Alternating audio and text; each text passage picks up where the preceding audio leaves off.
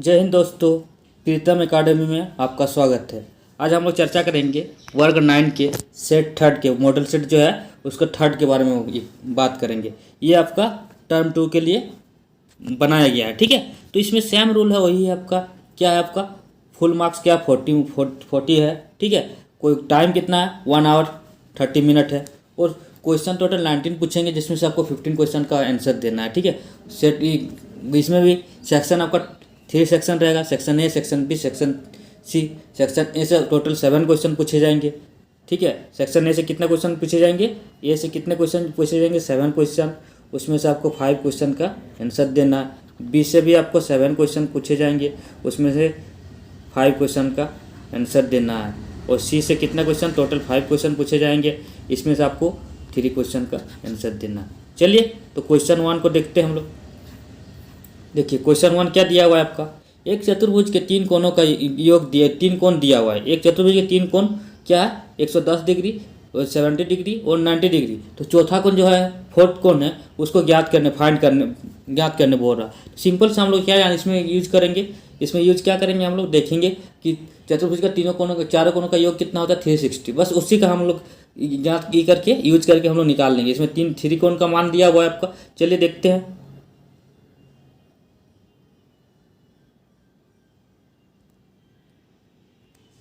चलिए देखिए question number 1 है, क्या माना चौथा कोण कितना x डिग्री मान लिए। तो चतुर्भुज के चारों कोणों का योग कितना होता है हम लोग क्या जानते हैं, 360 डिग्री। तो उसको हम ऐड करके हम लोग लिख दिए, क्या करके लिख दिए, ऐड करके लिख दिए, ठीक है। 360 डिग्री इसको ऐड किए तो 270 हो गया, प्लस x इजकल टू 360। और x को इधर करके उधर माइनस कर दिए तो x इजकल टू कितना आ गया आपका, मतलब चौथा कोण कितना निकला आपका, चौथा कोण कितना निकल गया आपका 90 डिग्री निकल गया। अब चलिए हम लोग देखते हैं।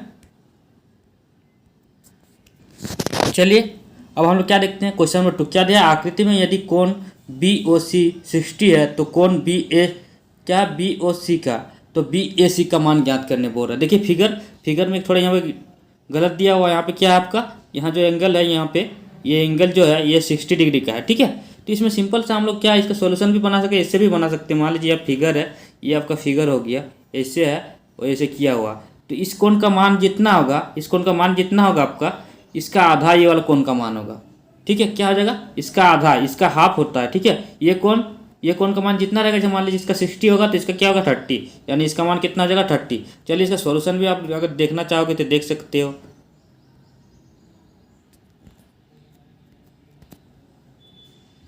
ये देखिए क्वेश्चन 2 का सॉल्यूशन क्या दिया हुआ है आपका, बी ओ सी कितना दिया हुआ है, कौन बी ओ सी कितना दिया हुआ है आपका, देखिए यहाँ पे कितना दिया, बी एस 60 डिग्री दिया हुआ, इसलिए बी एस सी इजकल कितना होगा, हाफ कोण बी ओ सी। बस इसका मान ज्ञात कर दी, मान जो दिया हुआ 60 दिया था उसको लिख दिए, ये 30 डिग्री आपका हो गया, ठीक है। अब चलिए नेक्स्ट क्वेश्चन पे आते हैं। देखिए क्वेश्चन नंबर 3 जो है ये रचना का है, यहाँ पे बनाना पॉसिबल नहीं है, ठीक है। इसको अगर किसी को जरूरत हो तो आप लोग कमेंट कीजिएगा, इसका अलग से वीडियो बना दिया जाएगा, ठीक है। इसको रचना करने के लिए आपको स्केल चाहिए उसका, तो अभी यहाँ पे नहीं कर सकते हैं। चलिए देखिए 4 वाला क्वेश्चन। तो ये वाला जो 4 वाला क्वेश्चन है आपका, ये क्वेश्चन देखिए एक त्रिभुज का क्षेत्रफल ज्ञात करने बोल रहा है, जिसका भुजा क्या दिया हुआ है आपका 18 दिया हुआ है, 10 दिया हुआ है, 42 दिया हुआ है। बट इसको हम लोग सॉल्व करने का कोशिश किए हैं, आपको दिखाते हैं।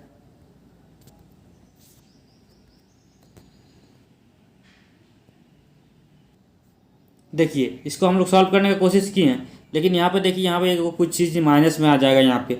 तो ये वाला क्वेश्चन में कहीं पे मिसप्रिंट है भाई, कुछ मिस्टेक हो गया होगा, जिसके कारण ये क्वेश्चन नहीं सॉल्व हो पा रहा है, ठीक है। ये क्वेश्चन मिसप्रिंट है इसमें कुछ। तो चलिए इसके आगे हम लोग नेक्स्ट क्वेश्चन पे आते हैं। चलिए हम लोग क्वेश्चन नंबर 5 देखते हैं कि आंकड़ों 10, 7, 13, 20 और 15 का मान ज्ञात करने बोल रहा है। तो सिंपल से इसको हम लोग सॉल्यूशन देखेंगे, या फिर इसे भी बना सकते हैं। ये तीनों को, इसको जितना है आपका 1, 2, 3, 4, 5 है ना, इसको तीन सबको ऐड कर देंगे। मान लीजिए क्या होता है, जितना आपका दिया हुआ है उस सबका ऐड, अब बताओ उसका संख्या क्या हो जाएगा आपका, 5 है, इसको ऐड कर देंगे 10 + 7 + 13 + 20 + 15 बाई कितना हो जाएगा 5। इसको सॉल्व करेंगे तो क्या आ जाएगा आपका, इसका जो आंसर रहेगा। तो इसको देखते हैं, चलिए क्या आंसर आता है इसका। देखिए इसको कर लिया, मार्जिन क्या होता है आपका, मार्जिन उसका ऐड कर जोड़ कर देंगे हम लोग इसका, और नंबर, तो क्या है 65/5, इसको काटेंगे हम लोग तो कितना आ जाएगा, आपको कट करेंगे तो क्या है 13 इसका राइट आंसर हो जाएगा। चलिए अब नेक्स्ट क्वेश्चन पे आएंगे हम लोग। क्वेश्चन 6 देखिए, इसमें कुछ दिया हुआ है, आपका सारा नंबर दिया हुआ, उसका बहुलक ज्ञात करने बोल रहा है। तो बहुलक हम लोग कैसे ज्ञात करते हैं, जिसका संख्या ज़्यादा होगा, जैसे नंबर दिया ना, जिस नंबर का संख्या ज़्यादा होगा उसको हम लोग क्या बोलेंगे, बहुलक। बहुलक इक्वल जितना नंबर दिया और डिजिट दिया ना उसका है। जैसे 9 है, 9 कितना टाइम है, अगर ज़्यादा टाइम है तो वही 9 बहुलक होगा आपका। चलिए देखते हैं। तो देखिए इसको हम लोग देखें, इसमें हम लोग देखें तो क्या हो गया, सबसे ज़्यादा नंबर किसका है, तो 9 कितना टाइम है आपका, 4 टाइम है कि क्या 9 4 टाइम, बाकी सब उससे कम है। तो इसका बहुलक क्या आ जाएगा आपका, इसका बहुलक क्या आ जाएगा आपका 9, इसका राइट आंसर हो जाएगा। ठीक है, चलिए नेक्स्ट क्वेश्चन पे आते हैं। क्वेश्चन नंबर 7, एक क्रिकेट मैच में एक महिला बल्लेबाज खेली गई, महिला बल्लेबाज द्वारा खेली गई 40 गेंदों में, मतलब एक क्रिकेटर है, महिला वाला क्रिकेटर जो 40 गेंद खेला उसमें 10 बार वो गेंद चौका मार रहा है, मतलब 40 गेंद का सामना किया और 10 वो गेंद में चौका मारती है। ठीक है, न चौका मारे जाने की प्रायिकता ज्ञात करें। तो क्या बोल रहा है, तो इसमें हम लोग क्या करेंगे, सबसे पहले चौका मारने की प्रायिकता ज्ञात करेंगे, उसके बाद उसमें 1 माइनस चौका मारने की प्रायिकता माइनस कर देंगे तो हो जाएगा। तो चलिए इसको हम लोग देखते हैं सोल्यूशन इसका। चलिए देखिए यहाँ पे क्या, कुल गेंद कितना था, 40 खेला था, कितना गेंद खेली थी वो 40 खेली थी, कितना गेंद खेली थी 40, उसमें से 10 चौका लगाया था। तो चौका मारने की प्रायिकता क्या होता है आपका, संभव परिणाम, संभव कितना मैक्सिमम चौका लगाया 10 लगाया, और कुल परिणाम कितना 40, इसको काट दिए तो क्या आ जाएगा 1/4 आ गया आपका। अब चौका नहीं मारने की प्रायिकता क्या आ जाएगा, चौका मारने की प्रायिकता 1/4 आ गया, तो चौका नहीं मारने की प्रायिकता क्या आ जाएगा 1 माइनस चौका मारने की प्रायिकता, मतलब 1 माइनस 1/4, इसको कर दिए सॉल्व तो क्या आ जाएगा 3/4, इसका राइट आंसर हो जाएगा। ठीक है, चलिए नेक्स्ट क्वेश्चन पे आते हैं। देखिए क्वेश्चन 8 क्या बोल रहा है, सिद्ध करें कि एक समांतर चतुर्भुज के विकर्ण एक दूसरे को समद्विभाजित करते हैं, मतलब समान दो भागों में विभाजित करते हैं। तो चलिए हम लोग देखते हैं इसका सॉल्यूशन। तो चलिए क्वेश्चन नंबर 8 का सॉल्यूशन देखिए, ये आपका एक समांतर चतुर्भुज हो गया। ठीक है, क्या हो गया आपका समांतर चतुर्भुज हो गया। ठीक है,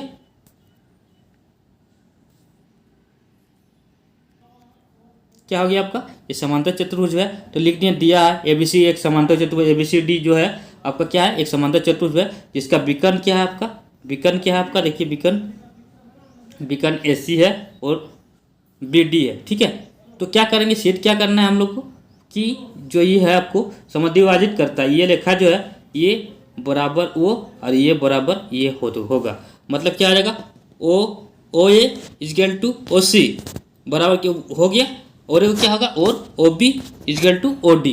ठीक है, ये आपको सिद्ध करना है। तो देखिए यहाँ पे लिख दिए सिद्ध करना OA इक्वल टू OC और OB इक्वल टू OD होगा। ठीक है, सिद्ध करना। चलिए आगे देखते हैं। अब अगर फिगर से हम लोग देख लेंगे, इसका फिगर से क्या देखेंगे, ट्राइंगल AOD और COD में। ठीक है, देखेंगे तो ये जो कोण एंगल रहेगा एकांत अंतर कोण से बराबर हो जाएगा, ये वाला भुजा जो होगा समांतर चतुर्भुज के सम्मुख भुजा होगा इसलिए बराबर होगा, और ये एंगल भी आपका बराबर होगा क्योंकि ये एकांतर अंतर कोण है। तो ये ट्राइंगल जो है सर्वांगसम होगा, किससे हो जाएगा आपका, ये क्या हो जाएगा आपका, ये ट्राइंगल AOD सर्वांगसम त्रिभुज क्या हो जाएगा COD, क्या कौन से होगा ASA सर्वांगसमता से। ठीक है, इसीलिए क्या आ जाएगा, इसीलिए OB इक्वल टू OD और OC इक्वल टू OA होगा। ठीक है, ये आपका प्रूव्ड हो गया। चलिए नेक्स्ट क्वेश्चन पे आते हैं। देखिए ये 9 वाला क्वेश्चन क्या दिया हुआ आपका, नीचे दी गई चित्र में ABCD एक समांतर चतुर्भुज है जिसमें AE लंब CD और CF लंब AD है। यदि AB इक्वल टू 16 cm और AE बराबर कितना दिया हुआ आपका, जो जितना दिया हुआ है CF इक्वल टू 10 cm हो तो AD का मान ज्ञात करना है। तो चलिए देखते हैं।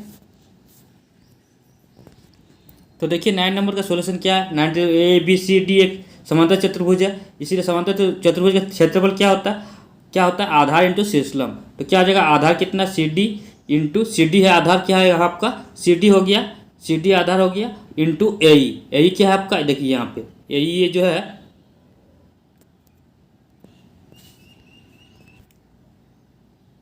AE क्या है आपका, AE क्या है शीर्षलंब है।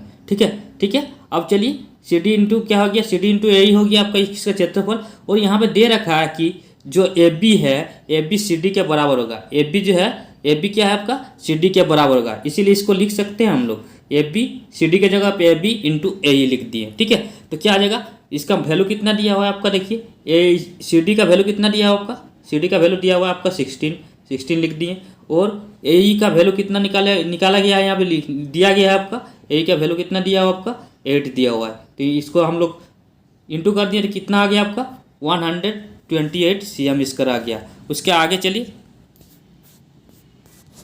उसके आगे देखिए और एक समझ चतुर्भुज है, उसका क्षेत्रफल क्या ज्ञात करें, क्या आ जाएगा आपका AD इंटू सी एफ। ठीक है, AD इंटू सी एफ कर देंगे तो AD का वैल्यू आपको ज्ञात करना है, AD का वैल्यू हमको नहीं पता है। AD इंटू सी एफ के वैल्यू पे कितना आया 10 है, सी एफ का वैल्यू कितना था वहाँ पे फिगर में देखिएगा 10 है, 10 दिया हुआ है तो 10 लिख दिए, इसलिए ए इक्वल कितना होगा 128/10 और इसको डिवाइडेड कर देंगे तो ए इक्वल टू कितना आ जाएगा आपका, ए इक्वल टू कितना आ जाएगा आपका 12.8 cm। ठीक है, इसका राइट आंसर हो जाएगा। चलिए नेक्स्ट क्वेश्चन पे आते हैं। देखिए क्वेश्चन 10 में क्या बोल रहा है, सिद्ध कीजिए कि वृत्त के जीवाओं द्वारा केंद्र पर अंतरित कोण बराबर हो तो जीवाई की लंबाई परस्पर बराबर होती है। क्या करना, सिद्ध करना है कि जीवा द्वारा केंद्र पर अंतरित जो बना कोण होता है वह जीवा की लंबाई के परस्पर बराबर होते हैं। तो देखिए चलिए हम लोग इसको बनाते हैं।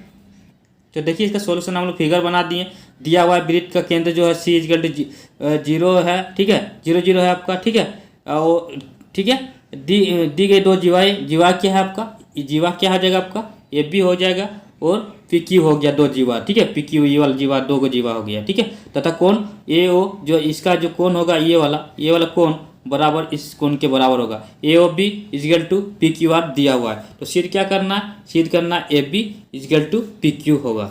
चलिए आगे देखते हैं। देखिए प्रमाण कर, इसका प्रमाण कर है इसमें। ठीक है, क्या करेंगे इसमें प्रमाण कर रहे हैं हम लोग क्या, त्रिभुज ए ओ बी एवं पी ओ क्यू में। ठीक है, क्या करेंगे हम लोग इसमें देखेंगे क्या दिया हुआ है। ठीक है, इसमें देखेंगे तो ओ पी इजगल टू क्या हो जाएगा, O P equal to O A या O A equal to O P equal to R मतलब त्रिज्या, और O B equal to O Q ये भी त्रिज्या है आपका। ठीक है, और क्या दिया हुआ आपका कोण ए ओ बी इजगल टू कोण पी ओ क्यू दिया हुआ है, इसीलिए क्या आ जाएगा ये त्रिभुज बराबर हो जाएगा आपका, इसीलिए इसका क्या आ जाएगा A B equal to P Q इसका प्रूव्ड हो जाएगा। ठीक है, ये आंसर हो जाएगा। चलिए नेक्स्ट क्वेश्चन पे आते हैं। चलिए 11 वाला क्वेश्चन देखिए, आकृति में यदि कोण A B C equal to 69, कोण A C B equal to 31 हो तो कोण बी डी सी का मान ज्ञात करें। दिया हुआ है बी डी सी यानी इस कोण का मान ज्ञात करने बोल रहा है, किस कोण का, इस कोण का मान ज्ञात करने बोल रहा है। ठीक है, तो चलिए हम लोग इसका सॉल्यूशन देखते हैं। तो देखिए इसका सॉल्यूशन हम लोग बना दिए, ये वाला कोण दिया 69 दिया हुआ है आपका, ये वाला कोण कितना दिया हुआ आपका 69 दिया हुआ, ये 31 दिया हुआ है। तो त्रिभुज क्या देखेंगे हम लोग ए बी डी में, ए बी सी में, ये वाला त्रिभुज में। ठीक है, ए बी सी में। ठीक है, क्या आ जाएगा तीनों कोणों का योग कितना होता है 180 होता है, बस मान बैठा दिए और बी ए सी का क्या आ जाएगा मान ज्ञात हो गया। ठीक है, इससे तो ट्राइंगल से आपका क्या एक कोण का ज्ञात हो गया, त्रिभुज का एक कोण का ज्ञात जो नहीं था वो हो गया। ठीक है, उस कोण का मान प्राप्त हो गया। तो चलिए आगे देखते हैं, क्योंकि क्या A B A C equal to कोण बी डी सी, क्यों वृत्त के जीवा के द्वारा खींचा गया कोण है। ठीक है, इसीलिए बराबर होगा, इसीलिए क्या आ जाएगा आपका कोण बी डी सी भी क्या आ जाएगा आपका कोण बी डी सी जो है वो भी क्या आ जाएगा आपका 80 डिग्री हो जाएगा, इसलिए इसका राइट आंसर क्या आ जाएगा 80 हो जाएगा। चलिए नेक्स्ट क्वेश्चन पे आते हैं। देखिए 12 वाला क्वेश्चन जो है ये इसमें माध्यक ज्ञात करने बोल रहा है, ये दे रखा है। ठीक है, इसका माध्यक ज्ञात करना है। तो हम सबसे पहले क्या करेंगे, छोटा से बड़ा को हम लोग अरेंज करेंगे। सबसे पहले छोटा को लिखेंगे, उससे छोटा को पहले सबसे छोटा को लिखेंगे, उससे बड़ा को लिखेंगे। इस तरह से हम लोग अरेंज कर लिए। ठीक है, अरेंज कर लिए। अब माध्यक का फॉर्मूला क्या होता है, n/2 वहाँ पद मतलब n/2 वहाँ पद प्लस n/2 + 1 वहाँ पद। ठीक है, /2 होता है। तो n मतलब n की जगह पे क्या है, टोटल हम लोग गिनेंगे संख्या कितना है, तो संख्या n इसके लिए कितना है वो 16 है। क्या करेंगे 16 वहाँ पे n की जगह पे 16 रख देंगे यहाँ पे, तो 16/2 कितना होता है 8, 16/2 8 हो जाएगा। तो इसका पद कितना होगा 8वां पद। उसमें प्लस है, प्लस लिख दिए। n/2 16/8, 8 क्या है 16/2 क्या हो जाएगा 8 और प्लस 1, ठीक है यहाँ पे है ना, तो क्या हो जाएगा 9, 9वां पद बाय 2। अब हम लोग क्या करेंगे, बस कुछ नहीं करेंगे, इसका 9वां पद कौन है, ये 8वां पद कौन है, 1 2 3 4 5 इस तरह से 8वां पद क्या आ जाएगा आपका 10 हो जाएगा, 8वां पद कितना हो जाएगा 10 हो जाएगा, और आपका 9वां पद क्या हो जाएगा आपका, क्या आ जाएगा 14 हो जाएगा। तो इसका जो ऐड कर देंगे हम लोग, देखिए 10 प्लस क्या किए, 10 प्लस 14 कर दिए हम लोग बाय 2, क्या 24/2, इसका आंसर क्या आ जाएगा, माध्यक क्या आ जाएगा आपका 12, इसका राइट आंसर हो जाएगा। चलिए नेक्स्ट क्वेश्चन पे आते हैं। अब हम लोग 13 वाला क्वेश्चन देखेंगे।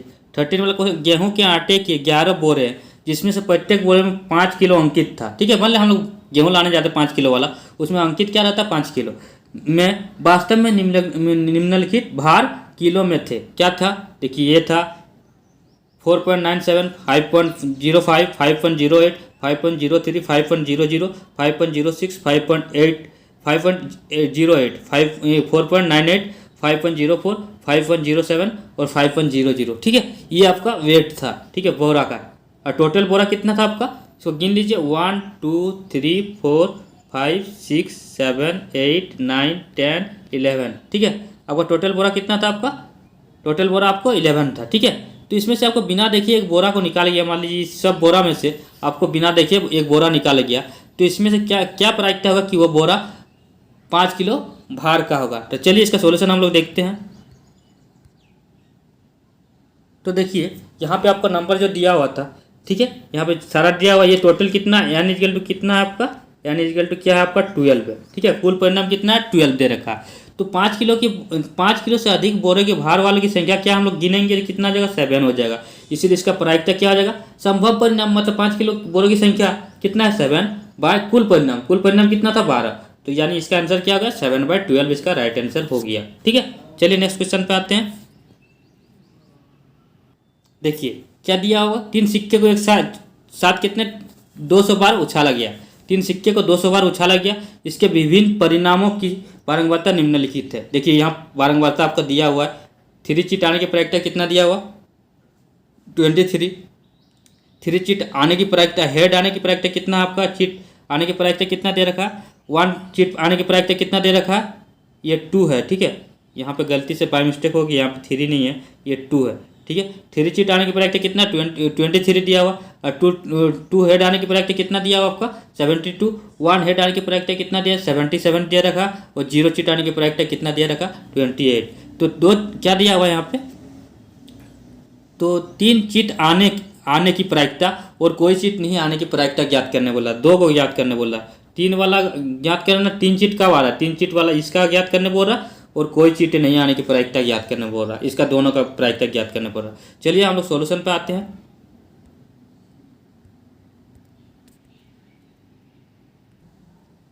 तो देखिए यहाँ पे 3 चीट आने की प्रायिकता कितना दिया हुआ था 23 दिया हुआ था, और कोई चीट नहीं आने की प्रायिकता कितना दे रखा था 28 दे रखा था। तो 3 चीट आने की प्रायिकता क्या आ जाएगा आपका, कुल संभव परिणाम बटे कुल परिणाम कितना दे रखा था 200 बार उछाला गया था, ठीक है, संभव परिणाम कितना 3 चीट आने की प्रायिकता कितना है 23, यानी 23/300, इसका राइट आंसर हो गया, ठीक है। अब सेकंड वाला में क्या पूछा था, कोई चीट नहीं आने की प्रायिकता, कोई चीट नहीं आने की प्रायिकता क्या था, नहीं आने की प्रायिकता कितना था 28, देखिए यहाँ पे 28 दिया हुआ, ठीक है, और कुल परिणाम कितना था आपका 300, यानी संभव परिणाम कितना है 28 बार, ऐसा टाइम आएगा जब चीट नहीं आएगा, ठीक है, तो क्या लिखेंगे 28 और कुल परिणाम कितना था 300, 28/300 इसका राइट आंसर हो गया। चलिए नेक्स्ट क्वेश्चन पे आते हैं। चलिए हम लोग अब 15 वाला क्वेश्चन देखेंगे। 15 वाला क्वेश्चन क्या बोल रहा है, सिद्ध करें कि त्रिभुज की 2 भुजाओं के मध्य बिंदु क्या है, मध्य बिंदु पर, देखिए क्वेश्चन,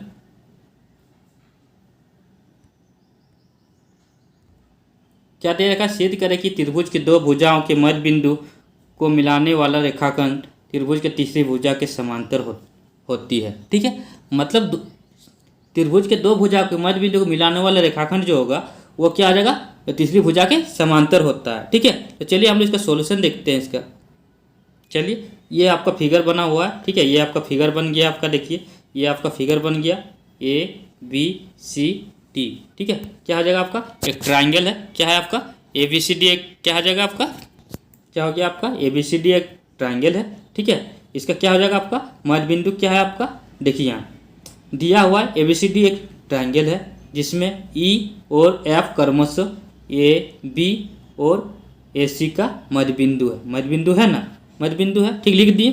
तो अब तो हमको क्या दर्शाना है आपको, अब तो मध्य बिंदु है, इसका मतलब क्या आ जाएगा, इसका यहाँ बराबर इतना, मतलब क्या आ जाएगा AF बराबर CF हो जाएगा इधर वाला में, और उधर वाला में क्या आ जाएगा AE, इधर वाला में AE क्या आ जाएगा BE इजगल टू AE हो जाएगा, ठीक है। मध्य बिंदु है, मान लीजिए यहाँ रेखा है, इसका मध्य बिंदु है, तो इधर जितना होगा इधर भी इतना होगा ना, तो इस इक्वल टू होगा, ये दोनों इक्वल हो गया, ठीक है। अब चलिए आगे देखते हैं।